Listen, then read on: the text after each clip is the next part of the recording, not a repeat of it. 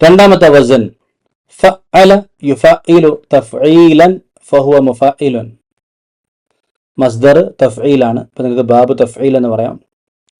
ഉദാഹരണത്തിന് അല്ലമ എടുക്കാം, പഠിപ്പിക്കുക. അല്ലമ യുഅല്ലിമു തഅലീമൻ ഫഹുവ മുഅല്ലിമുൻ വഉല്ലിമ യുഅല്ലമു തഅലീമൻ ഫഹുവ മുഅല്ലമുൻ.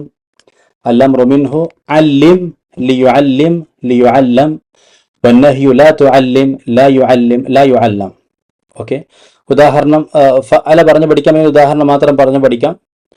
ഇതിന്റെ മാളി മുതാരി നമ്മൾ നേരത്തെ പഠിച്ച മാളി മുതാരി പോലെ തന്നെ അല്ലമ അല്ലമ അല്ലമു അല്ലമത അല്ലമത അല്ലംന.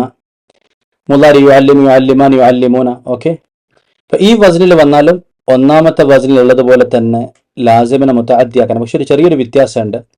നസല ഇറങ്ങി, അൻസല ഇറക്കി, നസല ഇറക്കി. പക്ഷെ അൻസലയും നസലയും തമ്മിലുള്ള വ്യത്യാസം കുറച്ചും കൂടെ ശക്തിയായിട്ടും സമയം എടുത്തിട്ടൊക്കെ ചെയ്യുന്നതിനാണ് ഫഅല വസ്നിൽ പറയാം.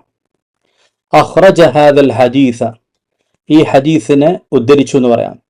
ഖറജ എന്ന് പറയുമ്പോൾ ഒരു പുസ്തകത്തിലെ മുഴുവൻ ഹദീസുകളെയും ഒരാൾ അതിന്റെ സ്രോതസ് എവിടെ എന്നൊക്കെ പറഞ്ഞു എഴുതുമ്പോൾ നമ്മൾ ഖറജ എന്ന് പറയും. ഓക്കെ, കുറച്ചും കൂടെ അർത്ഥവ്യാപ്തിയുള്ള, കുറച്ചുകൂടെ അല്ലെങ്കിൽ കുറച്ചധികം സമയം എടുക്കുന്ന കാര്യങ്ങൾക്കാണ് നമ്മൾ ഫഅല വസ്ൻ ഉപയോഗിക്കുക. അപ്പൊ അലിമ അറിഞ്ഞു, അലമ അറിയിച്ചു കൊടുത്തു, അല്ലമ പഠിപ്പിച്ചു കൊടുത്തു. നമ്മൾ എല്ലാം അറിയിക്കുന്ന കാര്യങ്ങൾക്കും ഒരുപോലെ പറയുന്നില്ല. ഉദാഹരണങ്ങൾ വഴി ചോദിച്ചു, വഴി പറഞ്ഞു കൊടുത്തു, അപ്പൊ ആ അറിയിപ്പ് കഴിഞ്ഞു.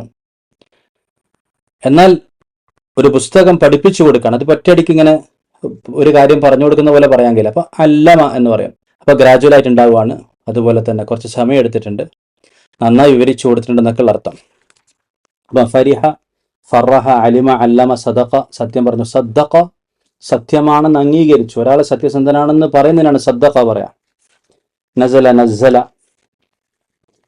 അപ്പം ഫഅലയും അഫഅലും തമ്മിലുള്ള വ്യത്യാസം ഇതാണ്.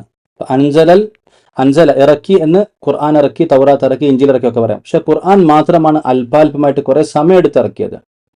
അതുകൊണ്ട് ഒരിക്കലും ഇഞ്ചിലിനെയും തൗറാത്തിനെയും പറ്റി ഖുർആനിലെ നസ്സല എന്ന് പറയും. കാരണം അതൊക്കെ ഒറ്റ തവണയായിട്ട് ഇറങ്ങിയതാണ്. ഖുർആൻ പല ഘട്ടങ്ങളിലായിട്ട് ഇറക്കിയതാണ്. അപ്പൊ അതാണ് അൻസല നസ്സല എന്നുള്ള വ്യത്യാസം. ഇത് നിങ്ങൾക്ക് പുസ്തകത്തിൽ ഓരോ അധ്യായങ്ങളായിട്ട് കൊടുത്തിട്ടുണ്ട്. അത് പ്രത്യേകമായിട്ട് പഠിക്കാം. ഓക്കെ, ഒരു വസ്ന്, ഒന്നാമത്തെ വസ്ന് ഏതാണ്, രണ്ടാമത്തെ വസ്ന് ഏതാണ്,